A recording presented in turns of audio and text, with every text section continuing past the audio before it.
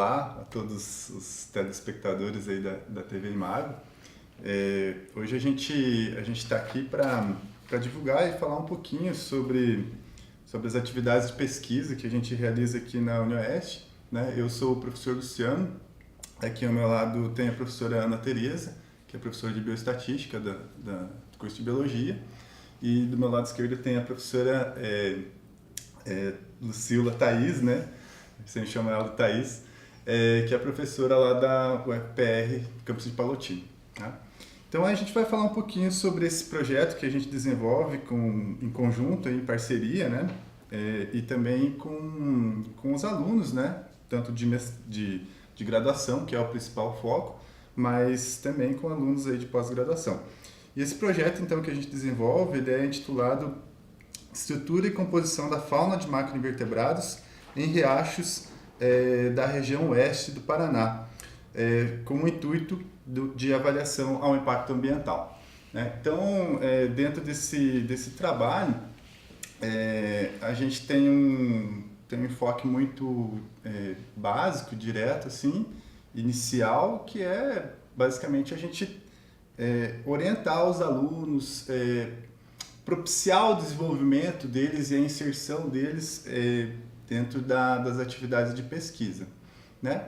E, em consequência também desse desenvolvimento do recurso humano, dos acadêmicos propriamente, as atividades de pesquisa também têm seu enfoque ambiental, né? Tem sua questão de levantar os problemas ambientais da região e levantar a crítica também a respeito desses problemas.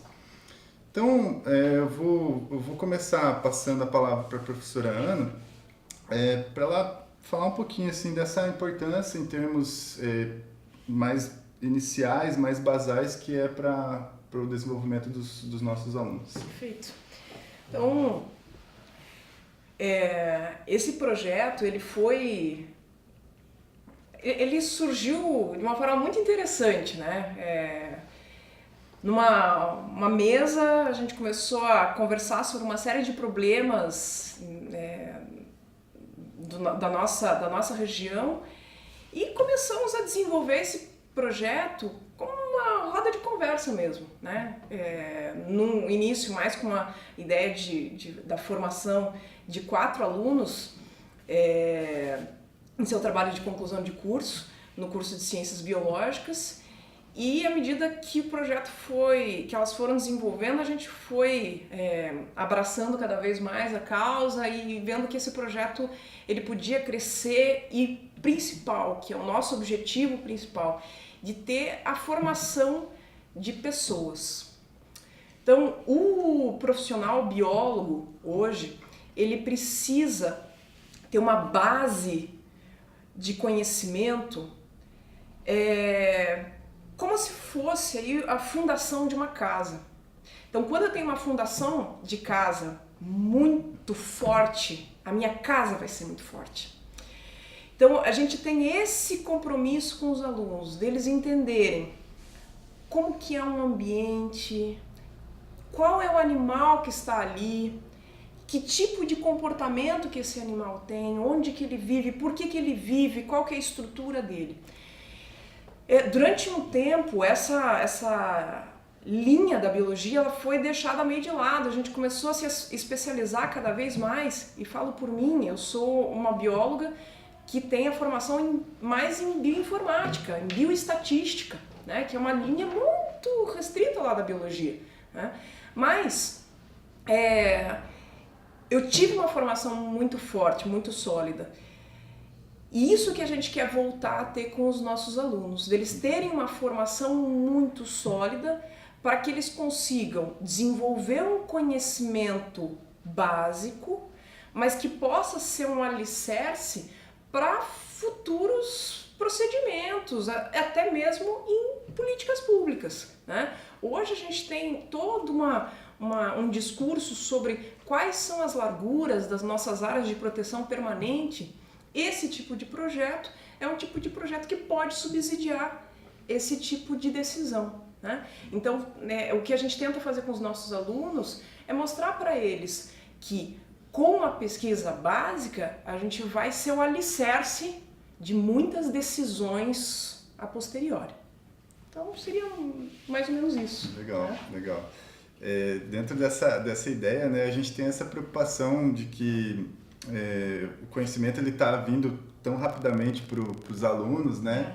E, eventualmente, é o que eu sinto, e eu acho que meus colegas também acabam sentindo, que o aluno está indo buscar conhecimentos que está lá na frente e não está fomentando a sua base, né? Isso. Então, tá querendo dar um salto além daquilo que é necessário.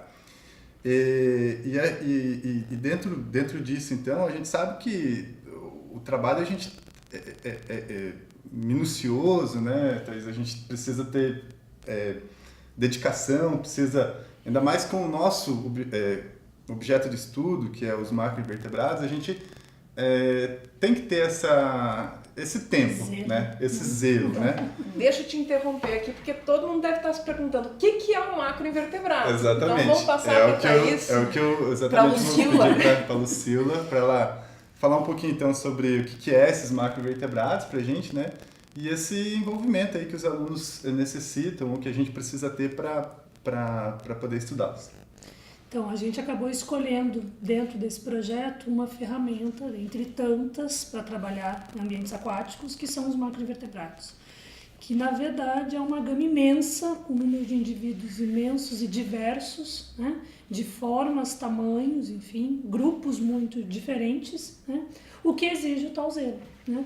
Porque, no final das contas, a gente chama de macroinvertebrados porque são indivíduos que são vistos a olho nu. Mas vistos a olho nu significa que eles podem ter a partir de mais ou menos meio milímetro. Né? Então, tem que treinar o olho para começar. Né?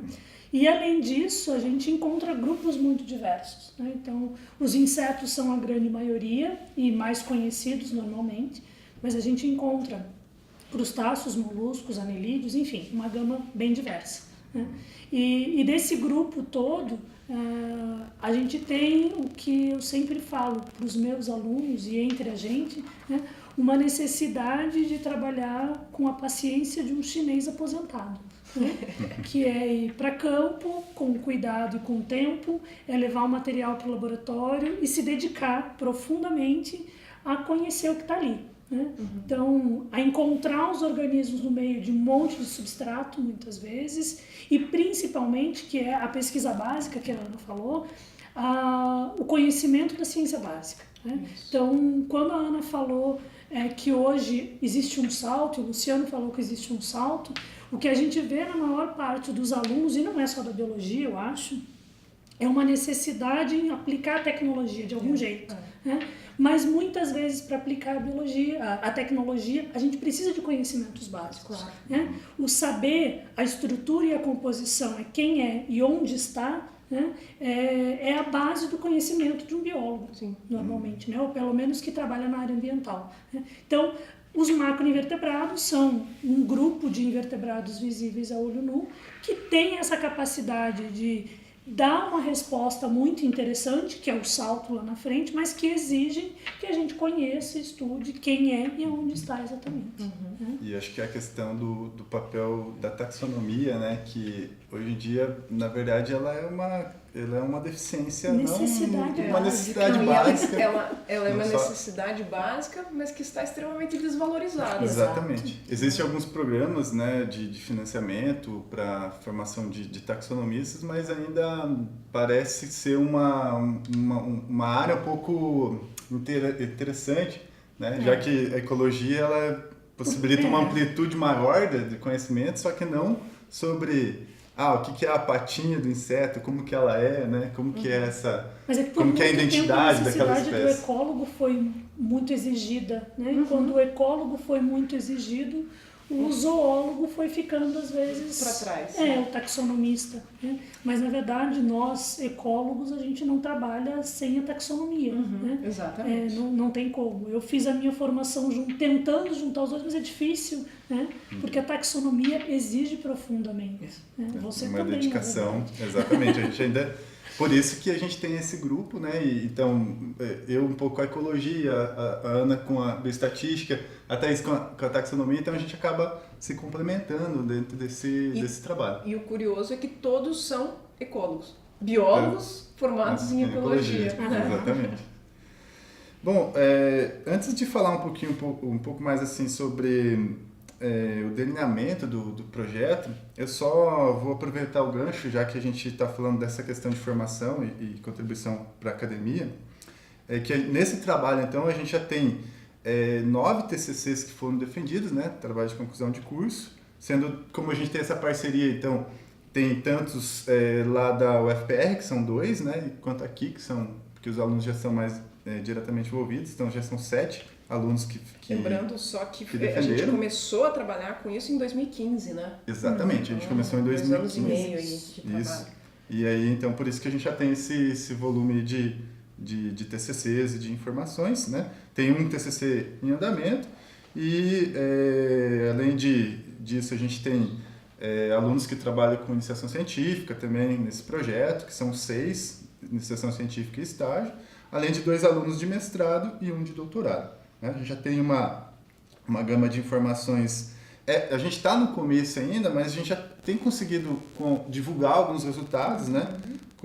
A gente já teve 10 resumos publicados e estamos com um artigo aí para submeter.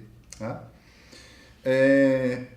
Não sei se eu posso... A gente fala do delineamento um pouquinho.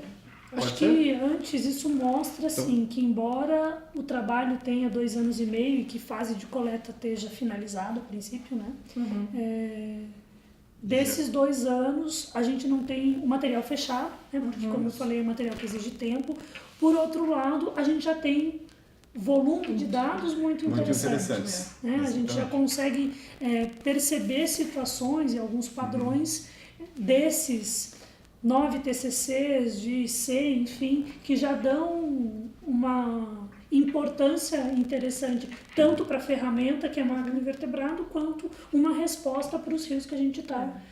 E eu acho que o principal, né, Thaís, vale a gente ressaltar aqui, que essa ferramenta, ela realmente tem refletido o ambiente que a gente está estudando. Então, ambientes que estão dentro de uma unidade de conservação, que tem uma qualidade ambiental melhor, que são mais conservados, a gente vê uma diversidade de animais muito maior do que em ambientes que não estão tão íntegros.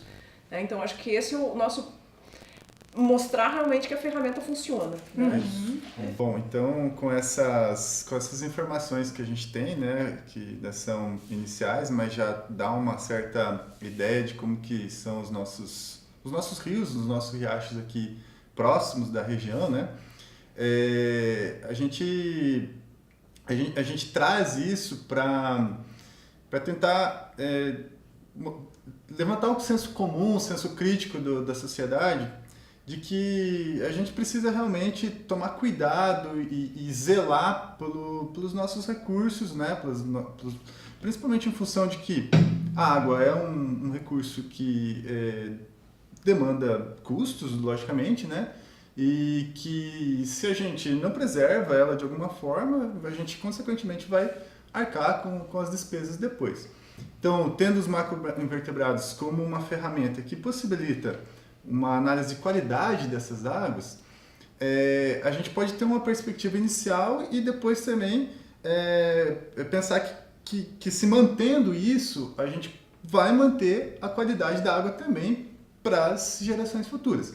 E isso a gente às vezes fala de demagogia, mas não é. Dentro dos próprios riachos que a gente tem estudado, tem um riacho que potencialmente vai ser um abastecedor da cidade de Cascavel, que é o Riacho Tormenta, e que estudos já estão sendo realizados para ele.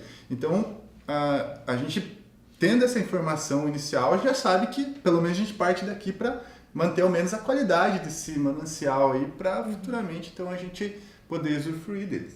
Tá? E se a gente sabe que macroinvertebrado funciona como resposta, né?